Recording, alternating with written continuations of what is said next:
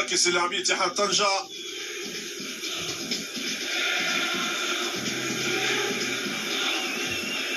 كرة محسن متولي، فوزي عبد المطلب،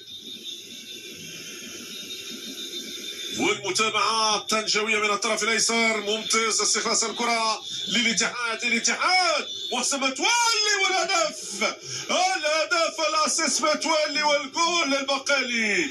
الاسيست لمحسن والهدف للبقالي.